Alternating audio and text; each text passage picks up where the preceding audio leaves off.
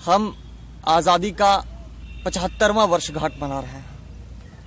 75 साल हो गए भारत की आज़ादी को। भारत क्या है? धरती पर एक राजनीतिक सीमा का निर्धारण हमने किया है जिसको हम भारत कहते हैं।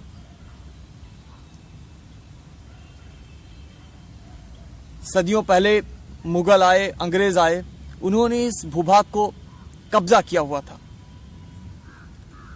वो क्यों आए थे कब्जा करने? क्या उनको हम लोगों से कोई दुश्मनी थी? नहीं, उनको यहाँ की प्रकृति, यहाँ के जो प्राकृतिक संसाधन जिसको हम कहते हैं, वो उसको लूटने आए हुए थे। उसके साथ ही साथ फिर वो हमारे ऊपर भी अत्याचार कर रहे थे, लेकिन उनका आशय हमारे ऊपर अत्याचार करना नहीं था।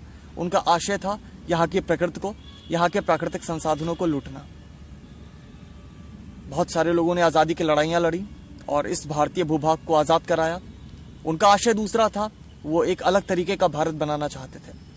लेकिन हमने उसके बाद इस आज़ाद हुए जो राजनीतिक एक हिस्सा था जिसको हम भारत कहते हैं, हमने भी वही काम शुरू कर दिया जो काम वो अंग्रेज करते थे। हमने भी उन्हीं का जो पद्धति थी, प्रकृति को लूटना, प्रकृति को तहस नहस करना, हमने भी वही काम जारी किया आगे, और आज भी निरंतर हम वही काम कर रहे हैं। आज भी हमारे देश की सरकार, हमारे देश की सेना इस राजनीतिक बॉर्डर की सुरक्षा करती है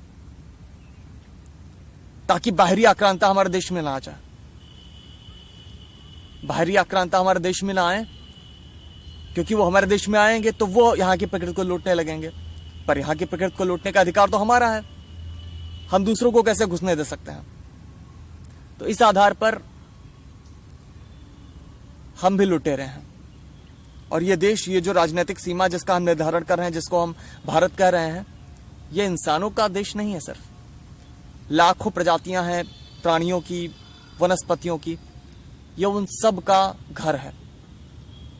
हमने पूरी तरह से प्राणियों को मारा, तबाह किया, प्रजातियों को खत्म किया। दिन प्रतिदिन हम अत्याचार करते जा रहे हैं पशु पक्षियों के ऊपर, प्रकृति को तबाह करते जा रहे हैं।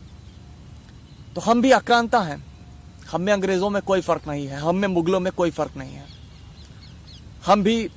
हमने भी इस भूभाग को कब्जा किया हुआ है।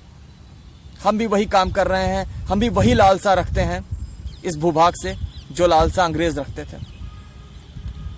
पर हाँ, हम सच में इस हिस्से को आज़ादी दिला सकते हैं। वो आज़ादी सिर्फ बाहरी आक्रांताओं से नहीं, बल्कि हमें अपनी लालच और अपनी अनंत इच्छाओं से भी हमें इस भूभाग को आज़ाद करना पड़ेगा। यहाँ के जो पशु पक्षी हैं, यहाँ के जो पेड़ पौधे हैं, उनको भी अपनी लालच से हमको आज़ाद करना पड़ेगा। हम आतंकवादियों की भांति जो उन जानवरों के साथ बर्ताव कर रहे हैं, गाय, भैंस, बकरी, मुर्गी, भेड़, सुअर, हमें अपना आतंकवादी कृत्य जो है वो बंद करना पड़ेगा। हमें उनको रस्सियों में बांधना, उनको पिंजरों में कैद करना, उन पर अत्याचार करना, उनका इस्तेमाल करना, हमें ये सब कुछ बंद करना पड़ेगा। हमें प्रकृति में सह अस्तित्व का भाव, एक हार्मनी की कंडीशन, हमें वो लानी पड़ेगी। हम सभी प्राणियों के साथ सह अस्तित्व का भाव लाएं, सबके साथ जिएं, अपनी आवश्यकताओं की पूर्ति करें, लेकिन अपनी लालच को हम छोड़ दें। ऐसा भाव अगर हम लाएंगे तो बेशक हम अपने इस भारतीय भूभाग को आज़ाद करा सकते हैं। अन्यथा ये सिर्फ मन बहलाने वाली बातें हैं कि हमारा देश आज़ाद हो गया।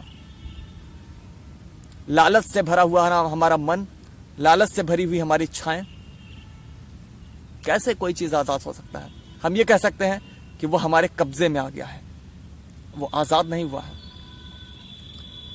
आज़ादी जितना हमारा अधिकार है, उतना ही सभी प्राणियों का, सभी पशु पक्षियों का, पेड़ पौधे का, प्रकृति का, नदी का, तालाब का, मिट्टी का, सबका अधिकार है। सभी जब आज़ाद होंगे तभी ये देश आज़ाद होगा। बस यही बात आपसे कहनी थी। तो आप लोगों से पुनः निवेदन है कि एक यथार्थपूर्ण आज़ादी के लिए आगे आइए। अपने निजी स्तर पर अपनी इच्छाओं को कम से कम कीजिए, लालच खत्म कर दीजिए सभी प्राणियों का सम्मान कीजिए, प्रकृति के हर अंग का सम्मान कीजिए, किसी का भी शोषण करना बंद कर दीजिए। तभी हम अपने देश को, अपनी धरती को आज़ाद कर पाएंगे। जय धरती और जय हिंद। आज़ाद हिंद।